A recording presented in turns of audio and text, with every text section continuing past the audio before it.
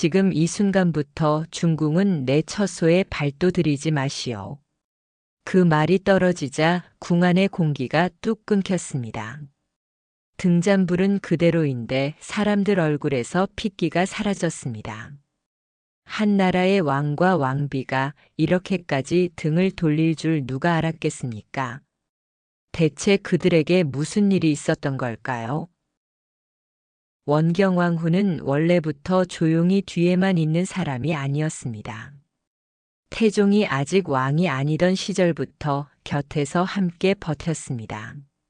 말 그대로 같은 편이었고 같은 전장을 견딘 동지였습니다. 궁 안에서는 오래된 이야기가 돌았습니다. 저 부부는 서로를 믿는다. 저 왕비는 남편의 칼날을 함께 견뎠다. 그 말들이 사실이었던 시절도 분명 있었습니다. 하지만 왕이 된 순간부터 공기는 달라졌습니다. 왕좌는 높고 높은 곳은 늘 흔들립니다.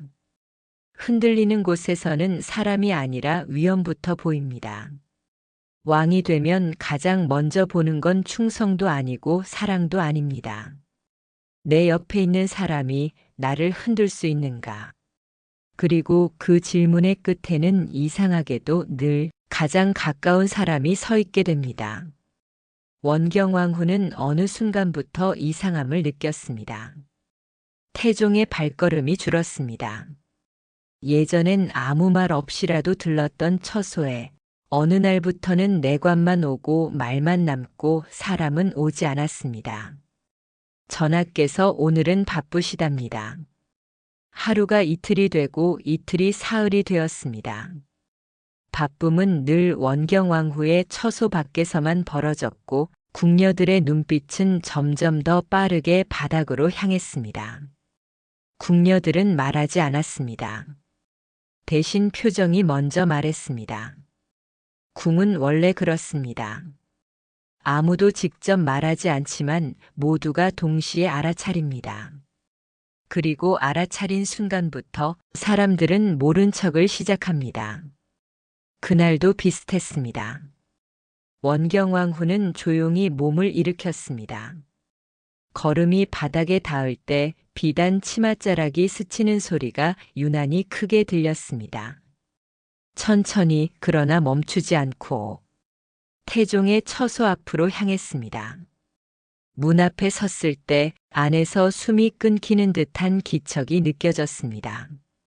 그 기척은 이상하게도 업무의 긴장과는 달랐습니다.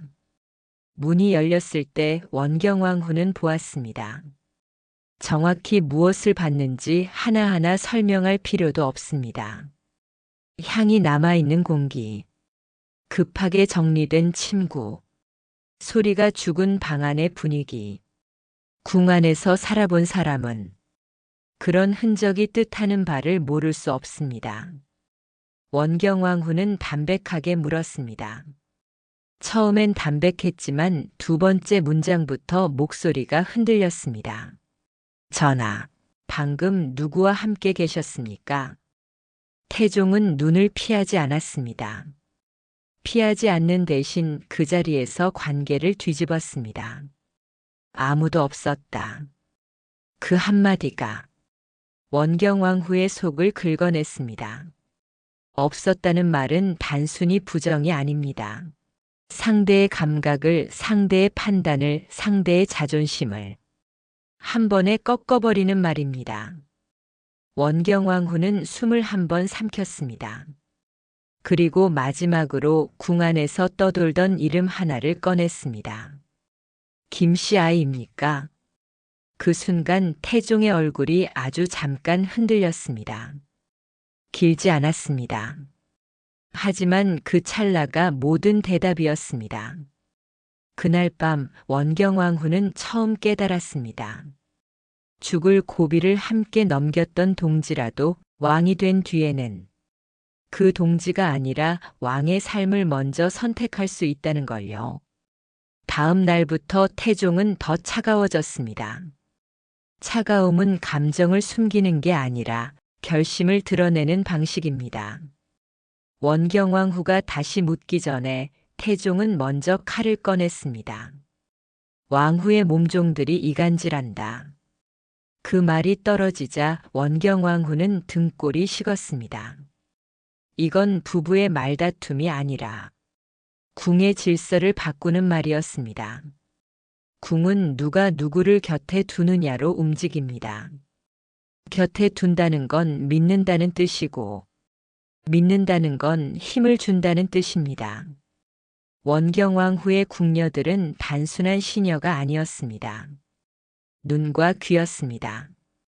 감정이 무너질 때 마지막으로 붙잡아주는 손이었습니다. 그런데 그 손부터 잘라내겠다는 겁니다. 명은 빠르게 내려왔습니다. 내쫓아라. 그날 원경왕후의 처소는 무너졌습니다.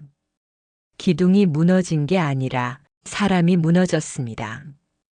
궁녀들이 끌려나갔습니다.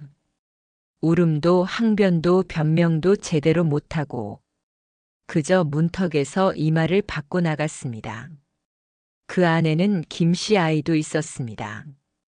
원경왕후는 그 장면을 보며 피가 거꾸로 흐르는 느낌을 받았습니다. 태종은 원경왕후의 사람들을 없앴고 그 순간부터 궁 안의 공기는 바뀌었습니다. 누군가는 더 조심스러워졌고 누군가는 더 빨라졌고 누군가는 더 멀어졌습니다. 원경왕후가 명을 내리면 전처럼 즉시 움직이지 않는 경우가 생겼습니다. 잠시 확인하겠습니다. 전하의 뜻을 먼저 받들어야 합니다. 이 말들은 사실상 한 문장과 같았습니다. 중궁의 힘이 예전 같지 않습니다. 원경왕후는 그걸 느끼는 순간 더는 감정만으로 움직일 수 없다는 걸 알았습니다. 이 일은 단지 한 여자를 들인 문제가 아니었습니다. 이 일은 왕이 무엇을 두려워하느냐의 문제였습니다.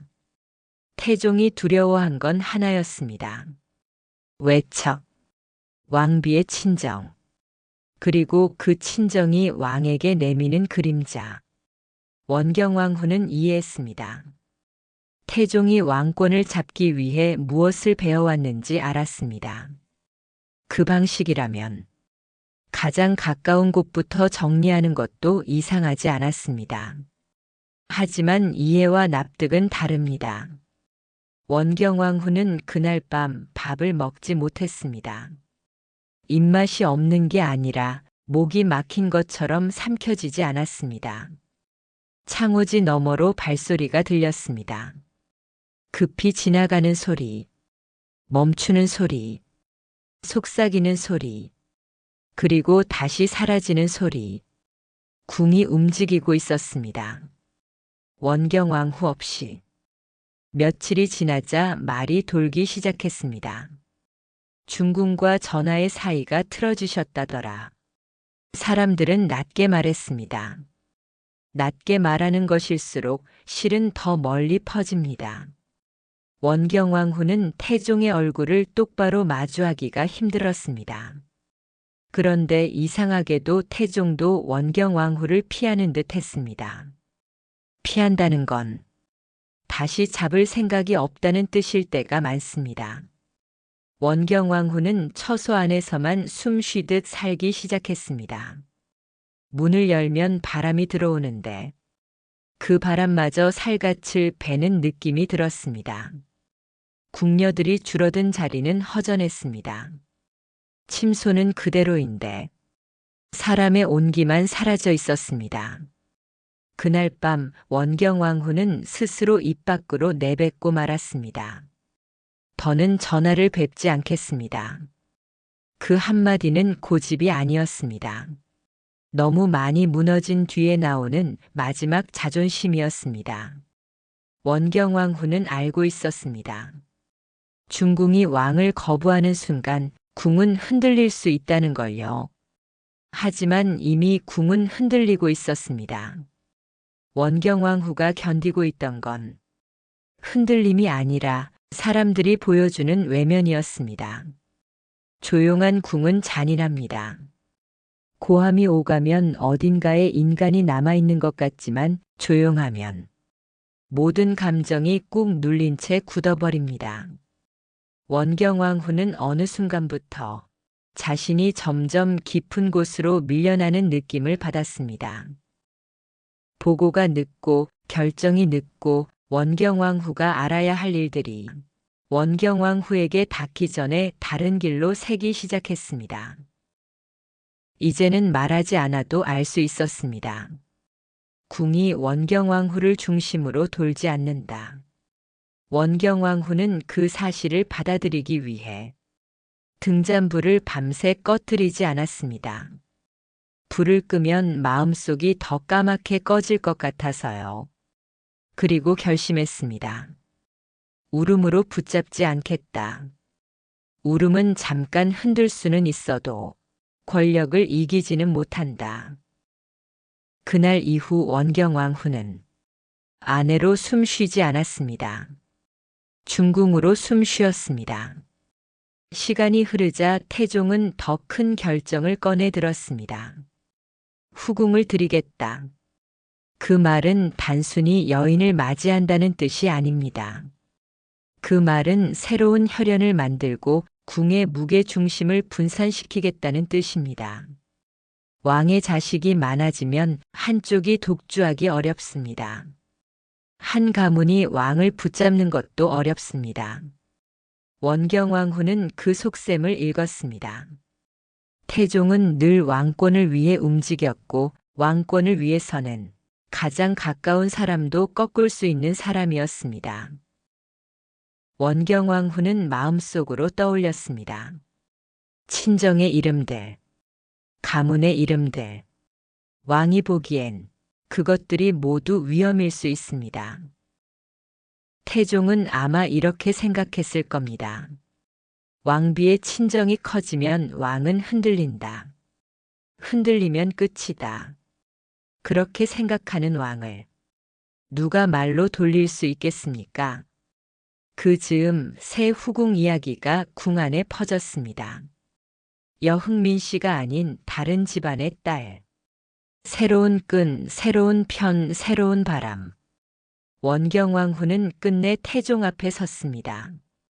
그날만큼은 중궁의 체면을 내려놓았습니다. 내려놓지 않으면 붙잡을 수 없을 것 같아서요. 원경왕후의 목소리는 담담했습니다. 담담한 목소리는 대개 가슴속이 이미 다 타버린 뒤에 나옵니다. 전하. 함께 죽을 고비를 넘기며 여기까지 왔습니다. 짧은 말이었습니다. 궁에서 긴 말은 약점이 됩니다. 원경왕후는 그걸 누구보다 잘 알고 있었습니다. 태종은 한참 말을 하지 않았습니다. 그리고 아주 낮은 목소리로 한마디만 남겼습니다. 중궁은 자리를 지키시오. 그 말은 위로가 아닙니다. 사랑도 아닙니다. 그 말은 움직이지 말라는 뜻입니다. 내 자리는 내가 알아서 버텨라는 뜻입니다. 원경왕후는 그날 밤 다시 밥을 먹지 못했습니다. 입맛 때문이 아니라 마음이 굳어버렸기 때문입니다. 얼마 지나지 않아 새 여인은 결국 궁 안으로 들어왔습니다. 원경왕후는 그 소식을 듣고 손끝이 차가워지는 걸 느꼈습니다. 그리고 아주 현실적으로 생각했습니다. 이제 시작이다. 그 뒤로 태종은 계속해서 여인들을 들였습니다. 궁 안의 바람은 한번 돌아서면 되돌리는 게 어렵습니다. 사람들은 그것을 왕의 일이라 부를 겁니다. 하지만 원경왕후에게는 그 모든 것이 한밤의 배신처럼 느껴졌습니다. 정치를 아는 사람이라면 태종의 선택을 이해할 수는 있습니다. 외척을 견제하고 왕권을 강화하고 권력의 중심을 분산시키는 방식. 하지만 이해한다고 해서 가슴이 덜 아픈 건 아닙니다. 원경왕후는 점점 더 조용해졌습니다. 분노는 오래가면 피로가 되고 피로는 결국 사람의 체온을 빼앗습니다. 거울 속 얼굴이 달라져 있었습니다. 화장을 진하게 하지 않아도 어딘가 마르고 푸석하고 잠을 제대로 못 잔 사람처럼 보였습니다. 그건 몸이 아니라 마음이 먼저 마른 얼굴이었습니다. 태종은 왕으로서 완성되어 갔습니다. 나라의 기틀은 단단해졌고 왕권도 더 강해졌을 겁니다. 그런데 원경왕후는 그 과정에서 한 번도 함께라는 느낌을 받지 못했습니다. 왕자들이 자랐습니다. 각자의 자리가 생겼고 각자의 운명이 움직였습니다. 원경왕후는 매 순간 스스로를 다잡았습니다. 원경왕후가 무너지면 아이들이 흔들린다. 아이들이 흔들리면 이 궁은 더 잔인해진다. 그래서 무너지지 않았습니다. 정확히는 무너질 틈이 없었습니다. 원경왕후는 끝까지 자리를 지켰습니다. 중궁으로서, 왕비로서, 그리고 한때는 태종의 가장 가까운 사람이었던 사람으로서. 하지만 자리를 지킨다고 해서 마음까지 지킬 수 있는 건 아니었습니다. 궁은 여전히 빛났습니다. 사람들은 여전히 절을 했습니다. 옷은 여전히 곱고 음식도 늘 풍성했을 겁니다. 그런데 그 안쪽에는 조용히 부서진 관계가 있고 끝내 꺼내지 못한 말들이 있고 삼킨 울음이 남아 있었습니다. 원경왕후는 오늘도 등잔불을 바라봅니다. 불빛은 따뜻한데 마음은 이상하게 차갑습니다. 그날 태종이 남긴 한마디가 끝까지 머릿속을 떠나지 않습니다. 중궁은 자리를 지키시오. 원경왕후는 결국 지켰습니다. 하지만 그 자리에서 사랑까지 남아 있었는지는 끝내 누구도 알 수 없었습니다. 실록은 이렇게 평가합니다. 즉위 전까지 태종과 원경왕후는 부부이자 동지였으나 정작 즉위 후에는 원수이자 정적이 되었다. 왜 이런 일이 벌어졌을까요? 역사학자들은 태종의 후궁 정치를 왕권 강화와 외척 세력 견제를 위한 정치적 선택으로 분석합니다. 원경왕후의 친정인 여흥민 씨 가문이 너무 강해지는 것을 막기 위해 여러 가문의 딸들을 후궁으로 들여 권력을 분산시키려 했던 것입니다. 하지만 그 과정에서 함께 고난을 이겨낸 부부의 정은 산산조각이 났습니다. 조선 왕조실록에 공식적으로 기록된 유일무이한 왕실 부부의 별거. 이것은 최고 권력이란 함께 추구할 수는 있어도 함께 누릴 수는 없다는 냉혹한 진실을 보여줍니다. 태종의 선택은 나라를 위한 불가피한 결정이었을까요? 아니면 함께한 동지에 대한 배신이었을까요?